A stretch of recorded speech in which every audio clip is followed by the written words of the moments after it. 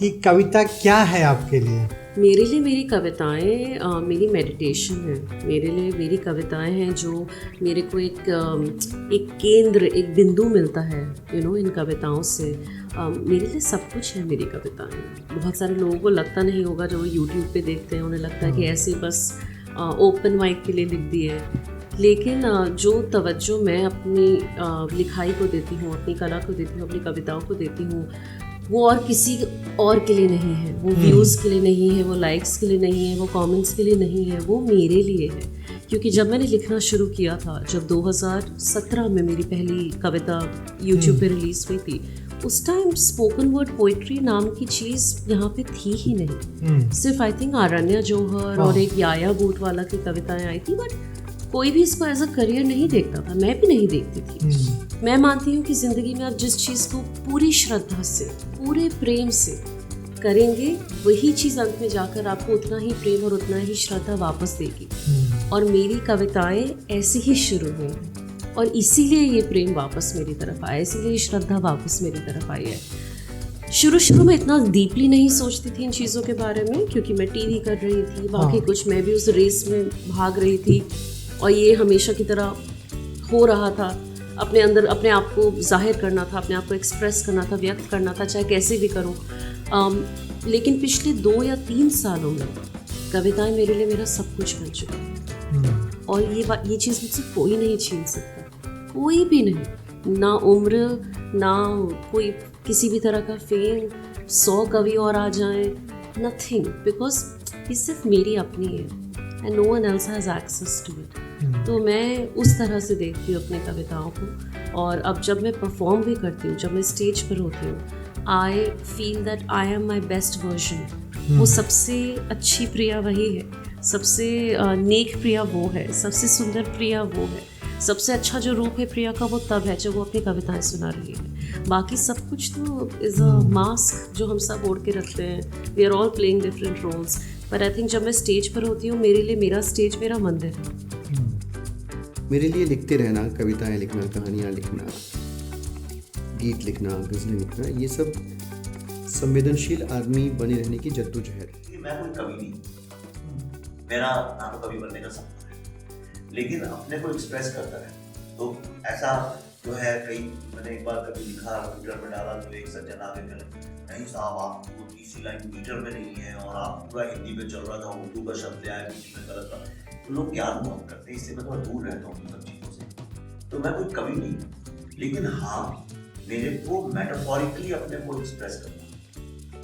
तो जैसे शहर के साथ मैंने बहुत चीज़ें जोड़ के बहुत लिखा है, तो मैं लिखता भी रहता हूँ। आपने भी देखा होगा, 2 लाइन कभी लिख देता हूँ, 3 लाइन लिख देता, और उस वक्त जो फील कर रहा हूँ वो लिख देता हूँ।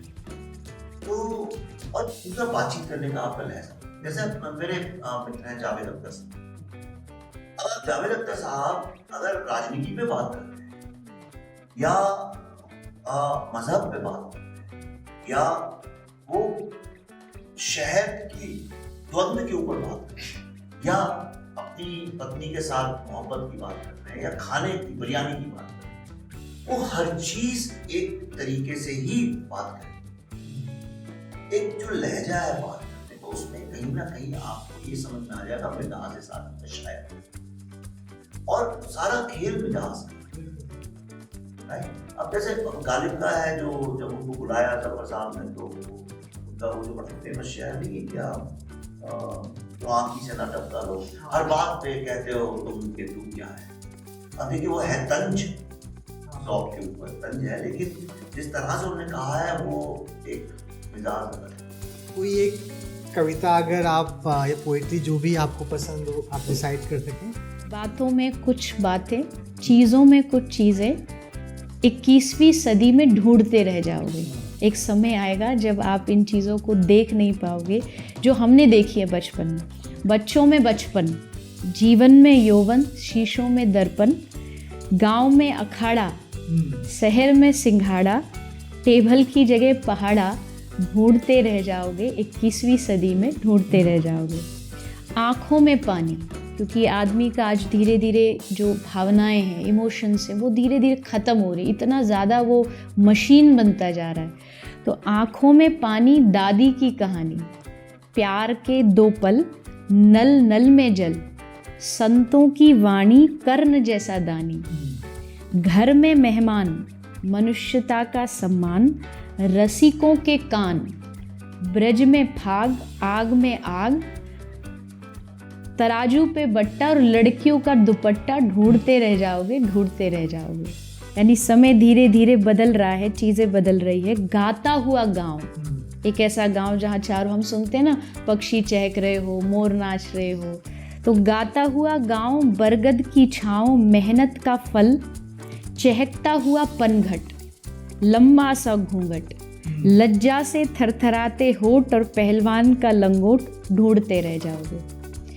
आपस में प्यार, आपस में प्यार भरा पूरा परिवार, नेता ईमानदार, 2 रुपए उधार, संगीत में रियाज, बातचीत में रिवाज और दोस्ती में लिहाज, सड़क किनारे प्याऊ, संबोधन में ताऊ, ढूंढते रह जाओगे, ढूंढते रह जाओगे। बातों में कुछ बातें, चीज़ों में कुछ चीज़ें, कभी नहीं ढूंढ पाओगे, 21वीं सदी में ढूंढते रह जाओगे। चेहरे पर मुस्कान बचा कर रख लेना, चेहरे पर मुस्कान बचा कर रख लेना, तुम अपनी पहचान बचा कर रख लेना। और अगर सियासत बांटे तुमको जाति धर्म में, अगर सियासत बांटे तुमको जाति धर्म में, दिल में हिंदुस्तान बचा कर रख क्या लेना। बात है। उधड़ा सा कोई ख्वाब है मालिक, आँखों में शामिर बेहिसाब है मालिक, कच्ची सी यादों में सजी कोरी सी कोई किताब है मालिक, सर्द हवा और बादलों में रिसाव है मालिक, सर्द हवा और बादलों में रिसाव है मालिक, तड़प है किसी के दिल की या बरसात का आगाज है मालिक, और सुर्ख है सबब दीद का, सुर्ख है सबब दीद का, ये कैसा झुकाव है मालिक, इश्क है, मोहब्बत है या बस रुझान है मालिक, और हरफे गज़ल आजकल बिखरे हैं मेरे, हरफे गज़ल आजकल बिखरे हैं मेरे, रुदाद में आया ये कैसा घिसाव है मालिक, और पायाब दरिया में डूब गई कल शाम कोई नाव, पायाब का मतलब होता है कम गहरा, कि पायाब दरिया में डूब गई कल शाम कोई नाव, हर खबर में तू होता क्यों बदनाम है मालिक, और अखबार में ध्यान दीजिएगा कि अखबार में इश्तिहार नहीं देता कोई जवानी का,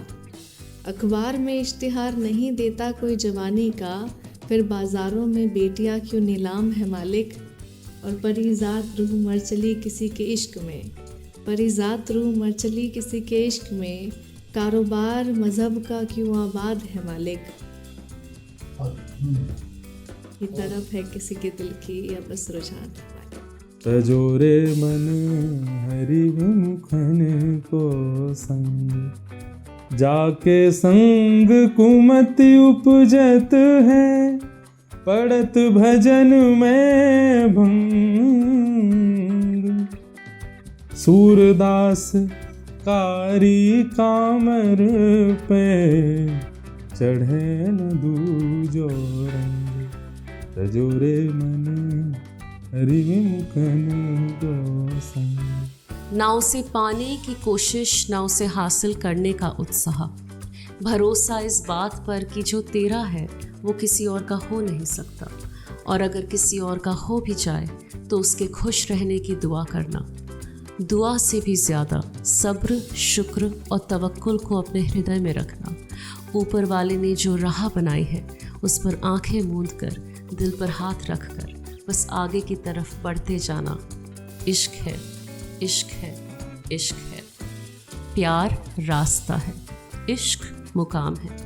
प्यार रास्ता है, इश्क मुकाम है। सही कहा है निदा फाजली जी ने कि होश वालों को क्या खबर कि इसमें फ़र्क क्या होता है। होश वालों को क्या खबर कि इसमें फ़र्क क्या होता है। इसीलिए तो वो इश्क के रास्तों में गुमनाम है उदास मौसम, उदास नहीं होना है, उदास मौसम,